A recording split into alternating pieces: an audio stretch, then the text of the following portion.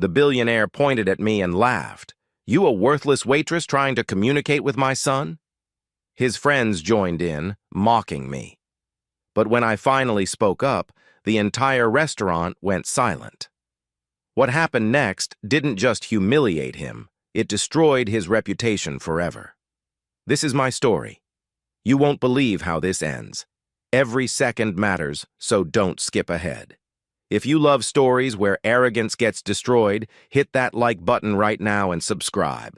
This gets intense. Let's go.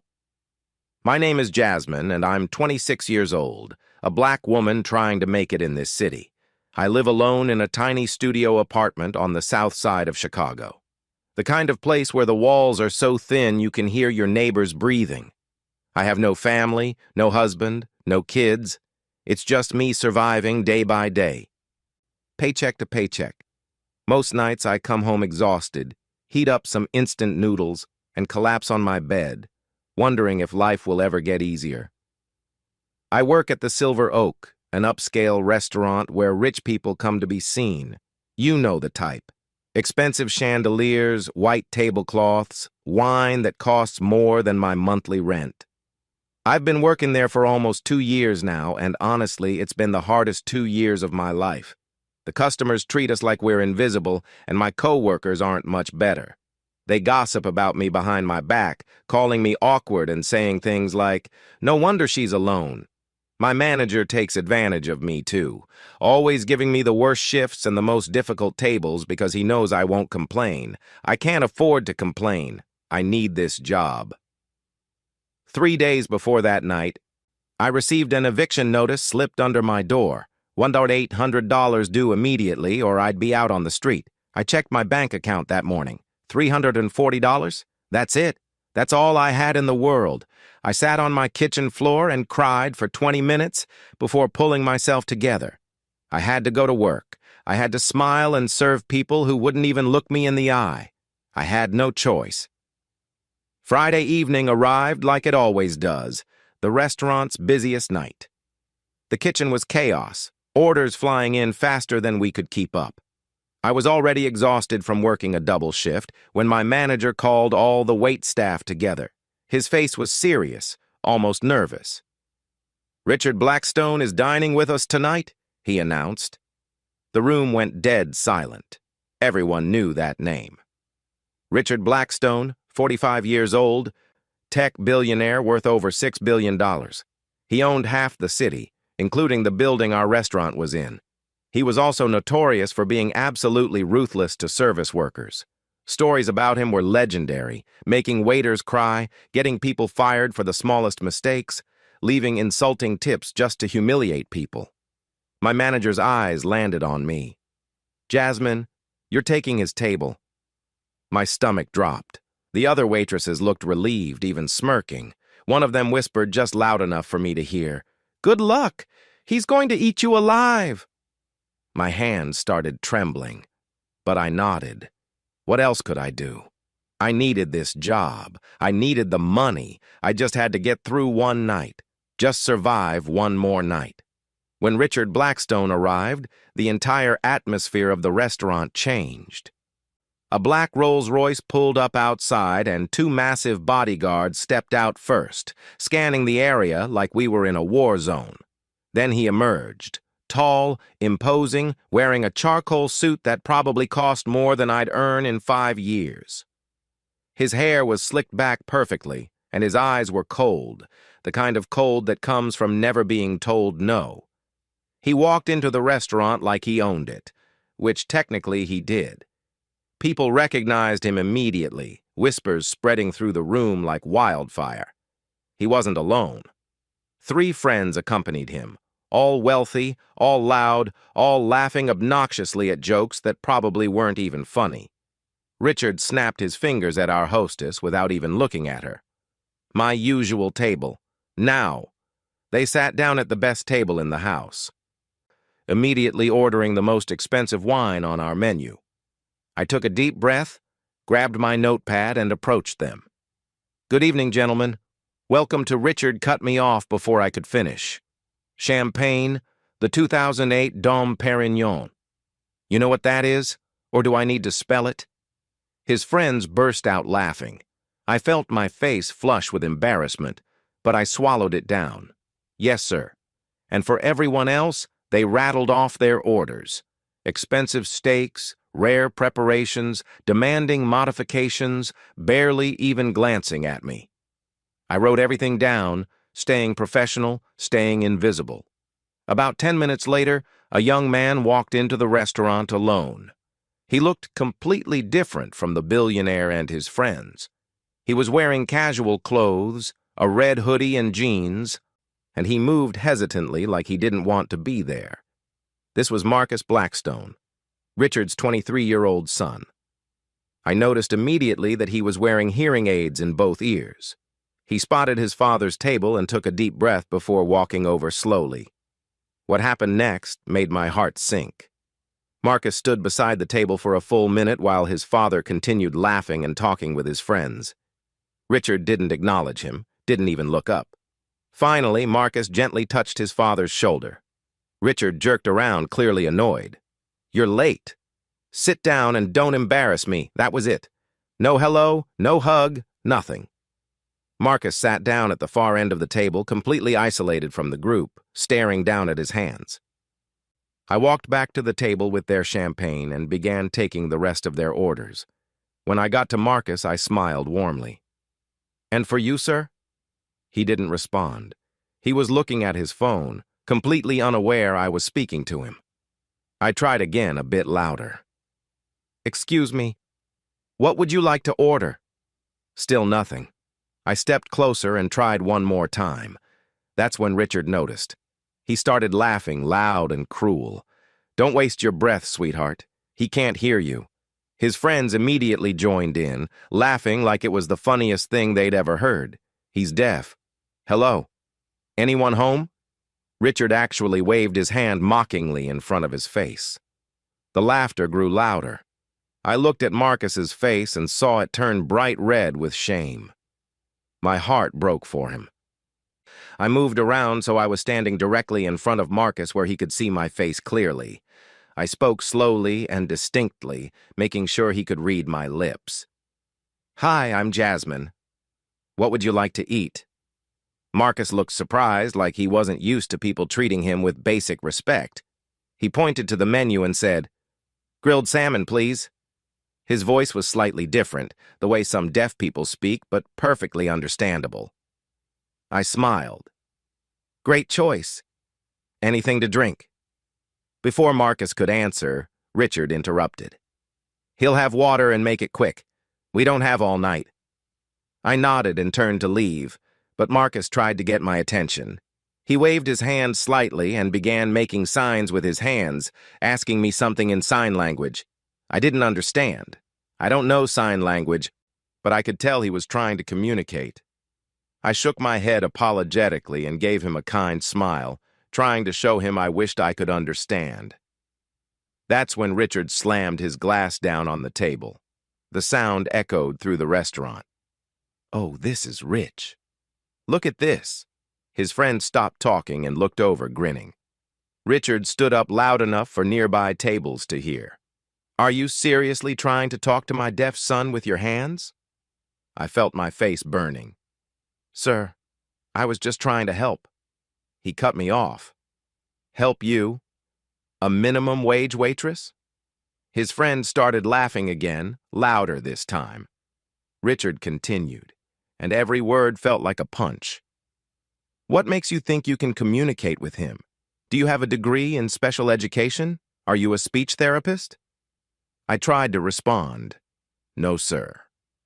But he didn't let me finish. "Exactly. You're nobody." He turned to his friends performing for them. "Now, can you believe this? She thinks she's qualified." One of his friends chimed in.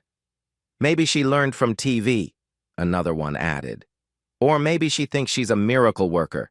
They were all laughing so hard, and I could feel dozens of eyes on me from other tables.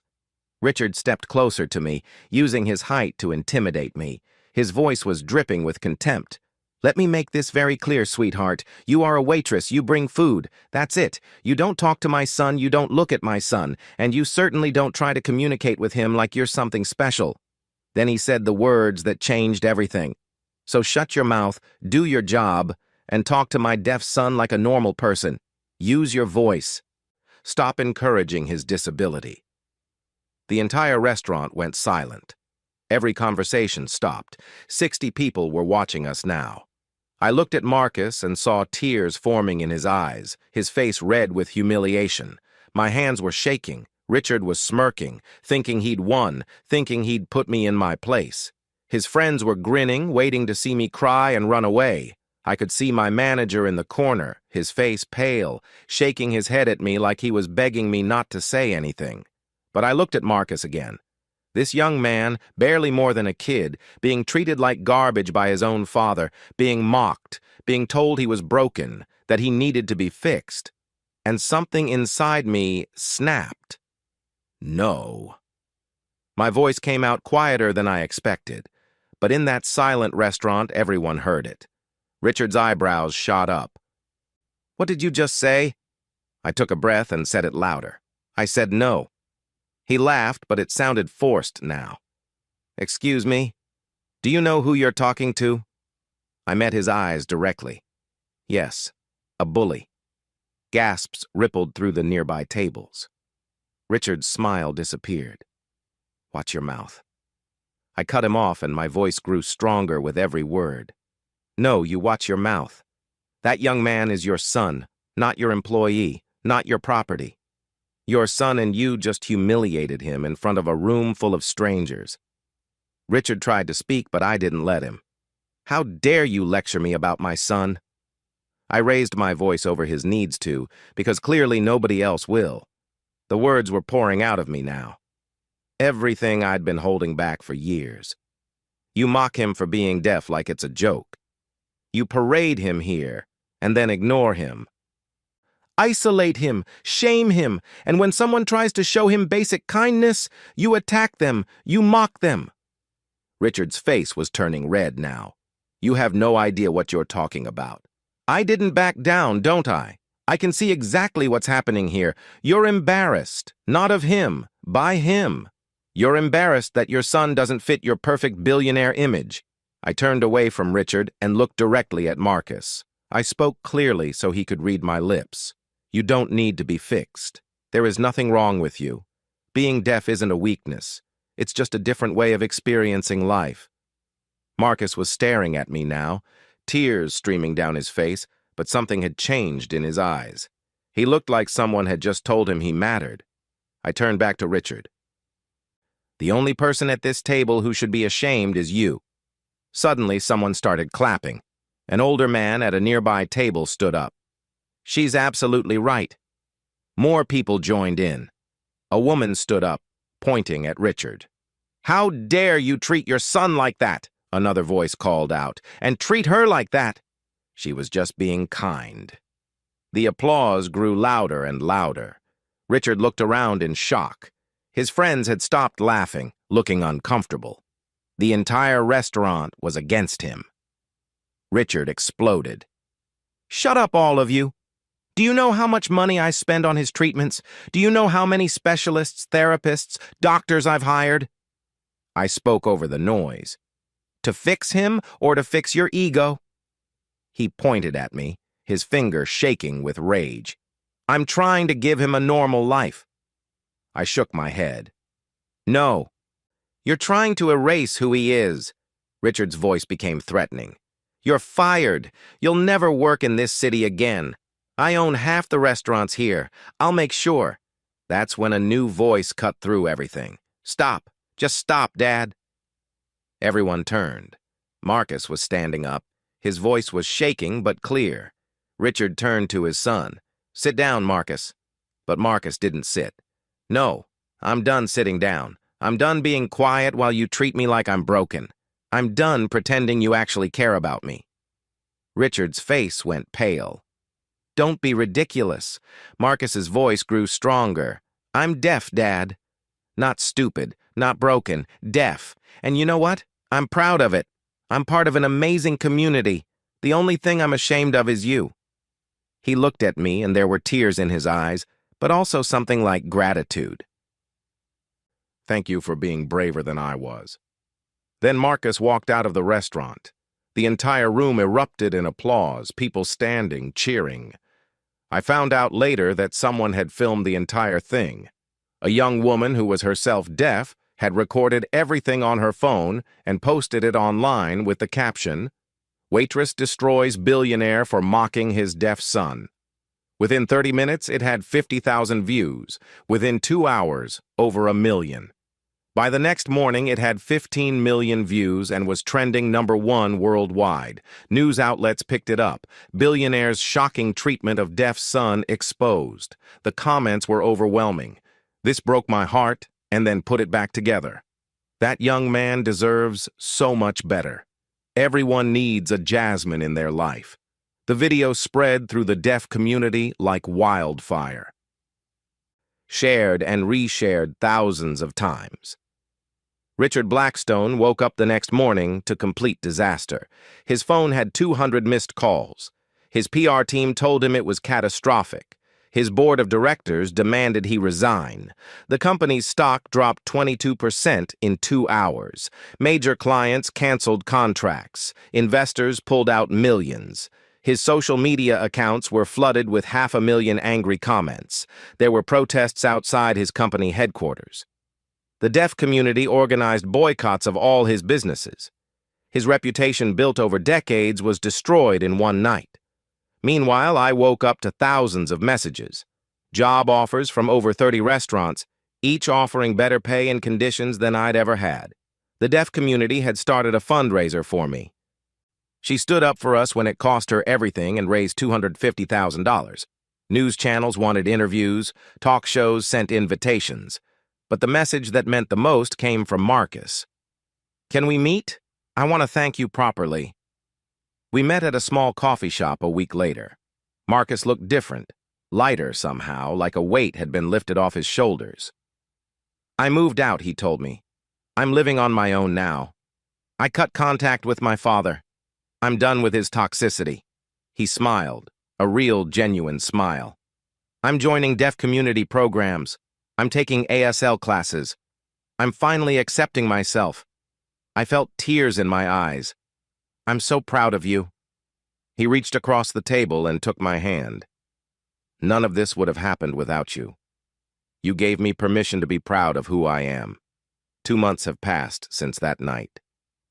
I'm working at a beautiful new restaurant where I'm treated with respect. I'm making 3 times what I made before. I'm taking sign language classes. Marcus is actually teaching me, and we've become close friends. I see him thriving now, surrounded by people who accept him, who celebrate him.